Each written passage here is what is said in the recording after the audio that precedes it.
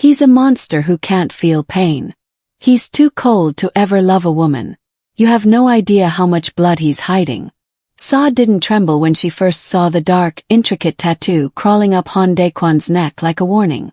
She trembled when she walked into his private quarters and found the man who controlled all of Seoul bleeding out on the white marble floor. She knew her life was at risk the moment she saw the weakness he'd spent a lifetime hiding from the world. But it wasn't until he pinned her against the wall, his eyes cold and commanding, that the truth finally cracked open. He wasn't just her boss. He wasn't just a ruthless predator.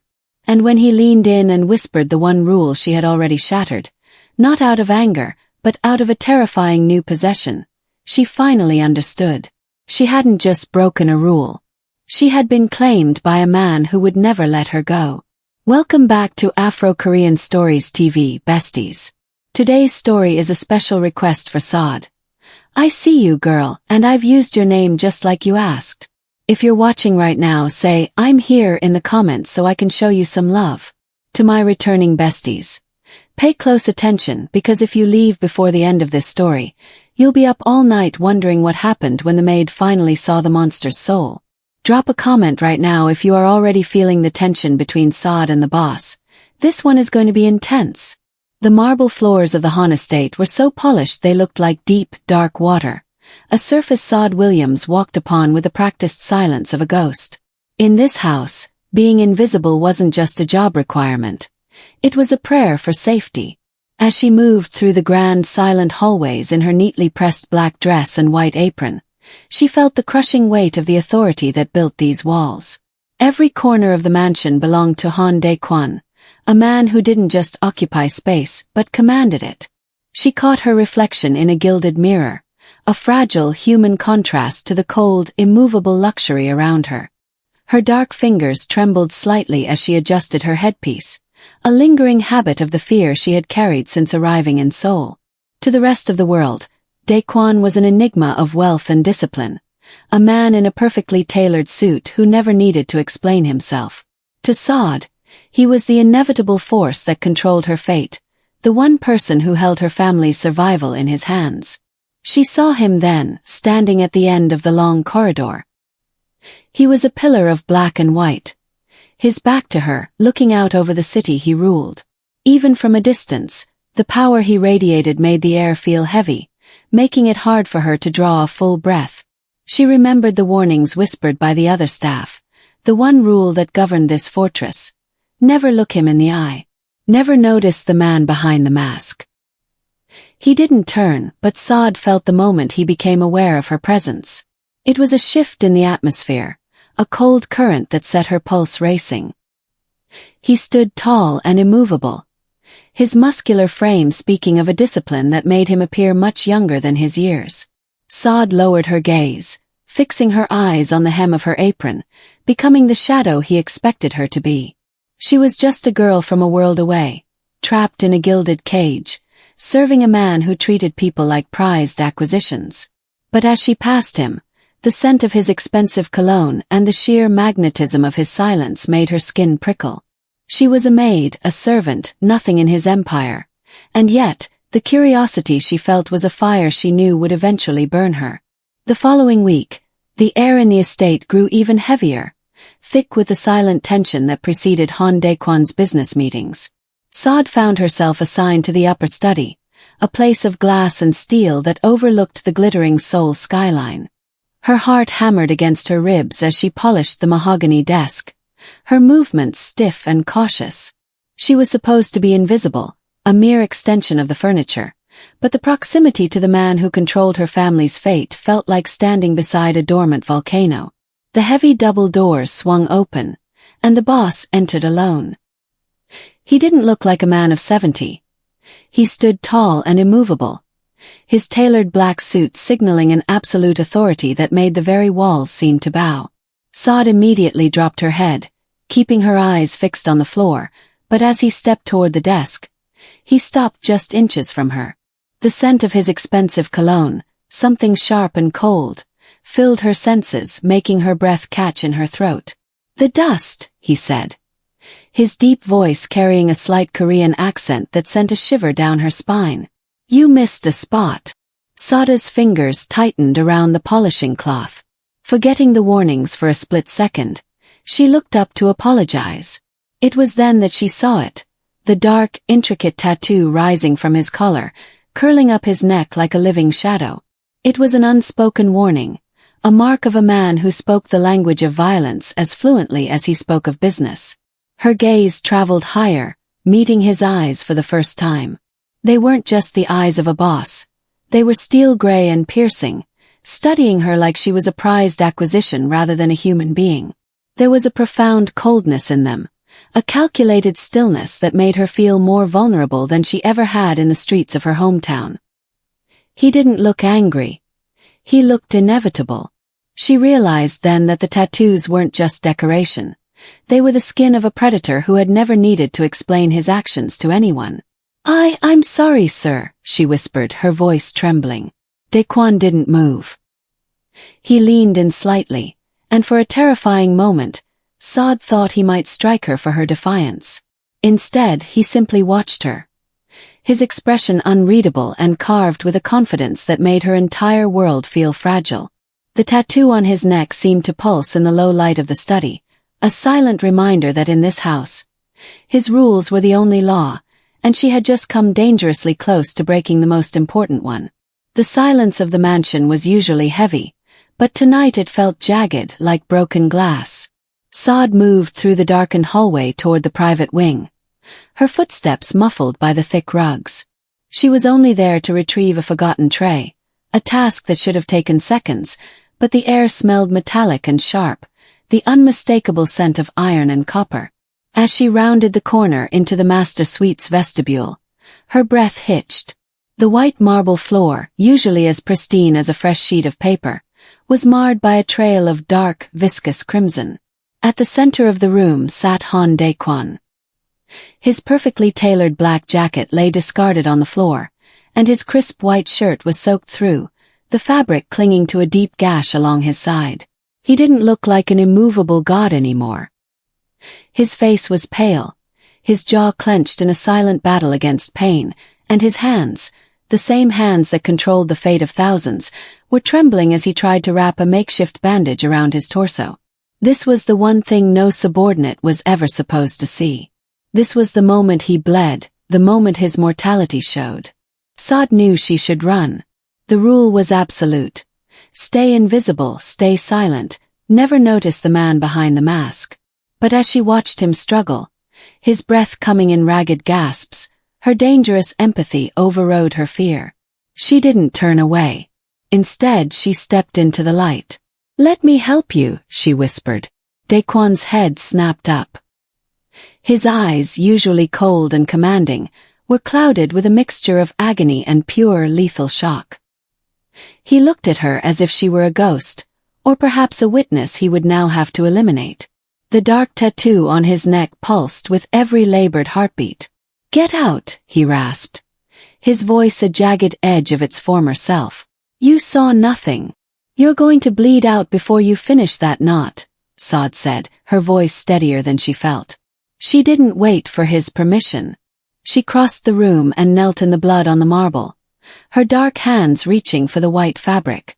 When her fingers touched his skin, he flinched, not out of weakness, but because it had been years since anyone had touched him without a weapon or a contract in hand. The rule of silence was shattered, and as she began to tend to the wound of the most feared man in Seoul, Saad realized that by seeing him bleed, she had tied her life to his in a way that no contract could ever undo. The days following the incident were suffocating, the silence in the mansion no longer peaceful, but heavy with the weight of a shared secret. Saad went about her duties with her head bowed lower than ever, her hands trembling every time she scrubbed the spot on the marble floor where the blood had been. She expected to be dismissed, or worse, to simply disappear. But the summons finally came not from the head housekeeper, but from the master's private office. When she entered, Han Daquan was standing by the floor-to-ceiling window, his back to her. He was dressed in another flawless black suit, his posture so straight and powerful that it was impossible to believe he had been gasping for air on the floor only 72 hours ago. The wound she had stitched was hidden beneath layers of expensive silk, but the memory of it pulsed between them. He didn't speak at first. He simply turned and began to walk. He moved with the grace of a predator, his strides long and calculated, closing the distance between them until he was inches away. Saad didn't look up, but she could feel the heat radiating from him, smelling the sharp, familiar scent of his cologne. "You have a steady hand, Saad Williams," he said, his deep voice vibrating in the small space between them. "I only did what was necessary, sir," she whispered, her heart hammering against her ribs like a trapped bird. He reached out, his hand cupping her chin and forcing her gaze upward. His eyes were no longer clouded by pain. They were cold, gray, and utterly unreadable. He studied her face as if searching for a hint of betrayal or the spark of a plan to use his weakness against him. The dark tattoo on his neck seemed to darken as his jaw tightened. "In this house, what is necessary is decided by me," he rasped, his thumb grazing the line of her jaw in a touch that was surprisingly gentle yet felt like a brand of possession. "You broke the rule. You saw the man behind the mask. You saw me bleed." "I saw a man who needed help," she countered, her voice small but firm. A flicker of something, amusement or perhaps a dangerous curiosity, crossed his sharp features. He didn't pull away. Instead, he leaned closer, his shadow completely enveloping her fragile frame. "You think because you saved my life you are safe. You are now the only person in Seoul who knows I can be hurt. That makes you the most dangerous thing in this palace." He let go of her chin, but the pressure of his gaze remained. Saad understood then that her life had fundamentally changed. She was no longer just a shadow in the hall. She was a witness. And in Han Daekwon's world, a witness was either an ally or a liability that had to be removed. The silence in the office was absolute, broken only by the distant hum of Seoul's nightlife far below. Daekwon had not released his intense gaze, and Saad felt as though she were under a microscope, her entire life history being dissected by a man who saw everything. "Why?" he asked, his voice a low vibration that seemed to fill the room. "Why risk your life for a man you are supposed to fear? Most in your position would have let me bleed and prayed the next boss was kinder." Saad took a shallow breath, her heart still racing. "I didn't do it because of who you are, sir. I did it because I know what it's like to have no one come to your rescue. My family. Back in the States, they are depending on everyone I earn here. If I was fired or if this house fell into chaos because of your death, they would lose everything. I am here because I have no other choice." She looked at her hands, the hands that had stitched his skin together. "I'm trapped here by a different kind of debt. My father's medical bills, my sister's tuition. I am a prisoner of my own loyalty. Just like you are a prisoner of that suit and that name." Daekwon stiffened, the hand he had used to tilt her chin dropping to his side. For the first time, the coldness in his eyes flickered, replaced by a dark recognition. He looked out at the glittering city, a kingdom he ruled with an iron fist, yet a place where he couldn't even seek a doctor without fear of a coup. He saw the truth in her words. He was the most powerful man in the country, yet he lived behind bulletproof glass and high walls, unable to trust a single soul. He was a man who owned everything but belonged to nothing. And here was this girl, a foreigner with nothing to her name but a maid's uniform, who understood the weight of his chains better than his own lieutenants did. "A debt of silence," he mused, turning back to her. His expression was still unreadable, but the predatory edge had softened into something more complex, a shared understanding of what it meant to be owned by one's obligations. "You stay in this house not because you love the work, but because you are protecting your own. We are not so different, Saad Williams." He stepped back, giving her space to breathe, but the air still felt charged. "Your debt to your family will be paid. But your debt to me for breaking my rule, that is a different matter. From now on, you will not report to the head housekeeper. You will report only to me." Saad realized then that the trap had changed shape. She wasn't just a maid anymore. She was a confidant to a monster who had just realized he wasn't the only one in the room wearing a mask. The transition happened overnight. Saad was no longer summoned to the damp heat of the kitchens or the dusty corners of the guest wings. Instead, she found a new garment waiting for her. A uniform of deep charcoal silk, tailored with the same precision as the boss's own suits, though it still bore the white apron that marked her status. It was a gilded uniform, a sign that she had been moved from the shadows of the house to the inner circle of the lion's den. Her special duties were deceptively simple but heavy with implication. She was to be the only person allowed into Han Daekwon's private study during his late-night strategy sessions. She was the one to serve his tea, to organize the encrypted files that lay scattered across his desk, and most importantly, to remain a silent witness to the dealings that ran the city's pulse. As she moved through the high-ceilinged room, she felt the eyes of his lieutenants on her. Hard, suspicious gazes that wondered why a maid had suddenly been granted access to the sanctum. But one look from Daekwon, cold and immovable, was enough to silence any questions. He sat at the head of the long table, the dark tattoo on his neck visible above his collar, looking like a king presiding over a court of wolves. Saad realized that by bringing her into his world, he was testing her. He wanted to see if she would break under the weight of the secrets he was now allowing her to hear.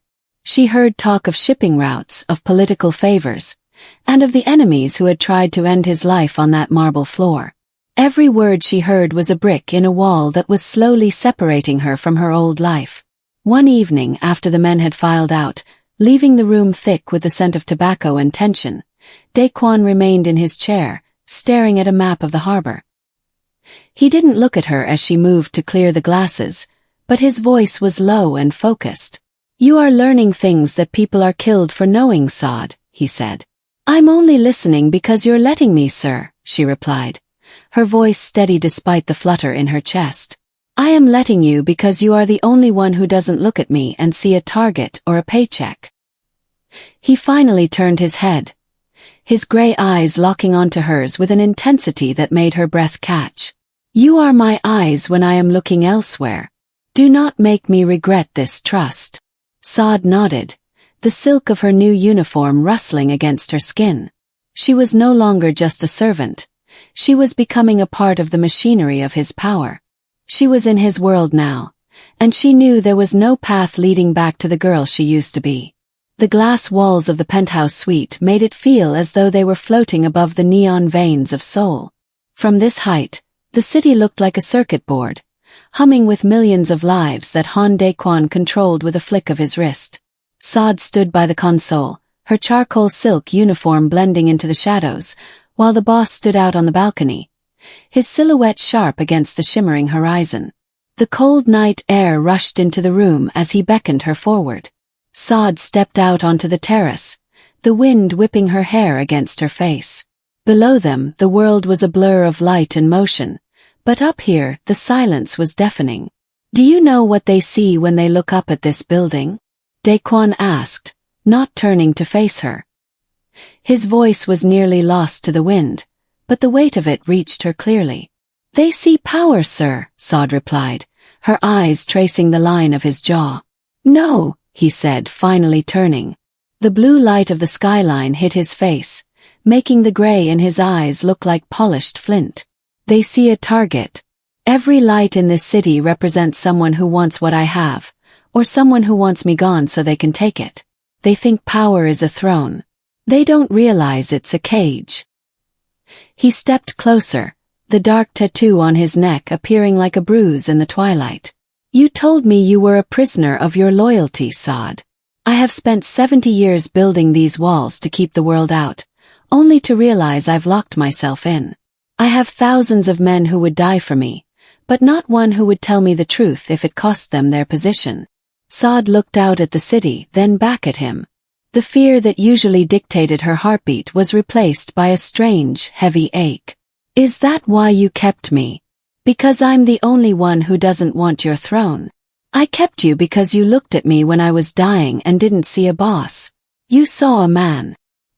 He reached out, his fingers grazing the railing inches from her hand.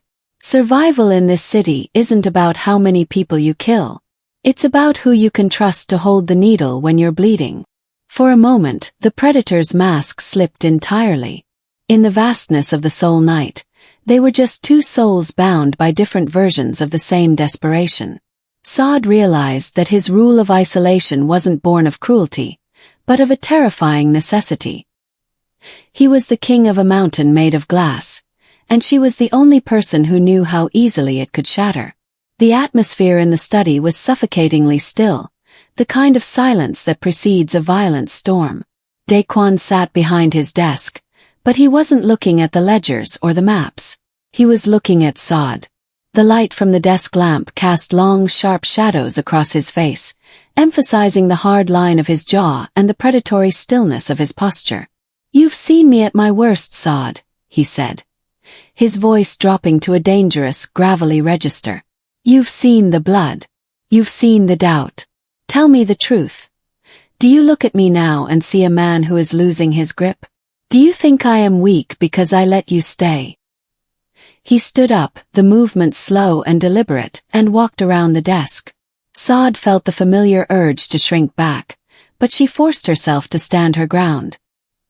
He stopped so close she could see the pulse thrumming in his neck, right beside the dark ink of his tattoo. The air between them was electric, charged with a tension that had been building since that night on the marble floor. "I see a man who is tired of being a statue," Saad said, her voice barely a whisper but echoing with a strength she didn't know she possessed. Daquan's eyes narrowed, a flash of steel-gray fire igniting in his gaze. He reached out, his hand hovering near her throat before his fingers threaded into the hair at the nape of her neck. It wasn't a caress, it was a test. He was searching for the tremor in her pulse, the scent of fear that usually followed him like a shadow.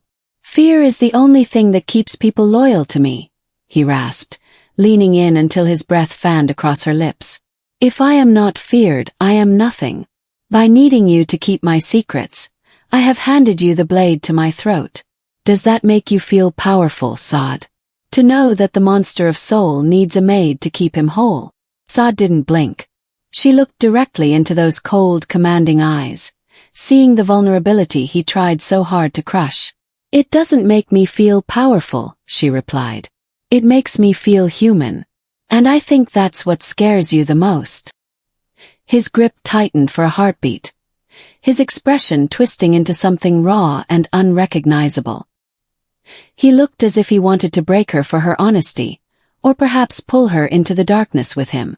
The breaking point had arrived. The mask of the ruthless boss was cracking, and for the first time, the girl who was supposed to be invisible was the only thing holding him together. The tension in the room snapped, not with a blow, but with a sudden heavy release of breath. Daquan let go of the hair at the nape of Sada's neck, his hand sliding down to rest almost possessively on her shoulder. He looked at her not as a master looks at a servant, but as a man looks at the only mirror that shows his true reflection. The silence that followed was different from the others. It was the silence of a foundation being rebuilt. "The rules were designed to keep me alive," he said, his voice regaining its granite-like authority but losing its icy distance. "But a man who only survives is already dead. You saw me bleed, Saad, and you didn't use it as a weapon. You used it as a reason to stay." He walked back to the floor-to-ceiling window, the skyline of Seoul still humming with the lives of people who feared his name. "My enemies expect a monster. My men expect a god. From this moment on, the rule of isolation is dead. There will be no more secrets between these walls and the woman who mended them." He turned back to her, the dark tattoo on his neck stark against his white collar. "You are no longer a maid in this house. You are the only person in this city I do not have to hide from. Your family's debts are gone, wiped clean as of tonight. But you aren't going anywhere." Saad felt the weight of her old life falling away, replaced by a new, terrifying freedom. She was no longer the fragile girl in the white apron, hiding in the shadows of the hall. She was standing in the center of the light, beside the most dangerous man in Korea. "What am I then?" she asked, her voice clear and unwavering. Daquan stepped toward her, his presence inevitable. his eyes finally warm with a dark, simmering respect. You are the exception to every rule I have ever made. You are the witness to my life, and the keeper of my pulse. He reached out, taking her hand in his, a hand that had known only violence now holding hers with a desperate, silent promise. The old order of the Han estate had crumbled, and in its place, a new, more dangerous bond had been forged. Saad Williams was no longer a ghost in the mansion. She was the heart of it. And as Daquan drew her closer, she realized that the monster hadn't just claimed her. He had finally let himself be found. The story was no longer about a maid and a boss. It was about two prisoners who had finally decided to burn the cage down together.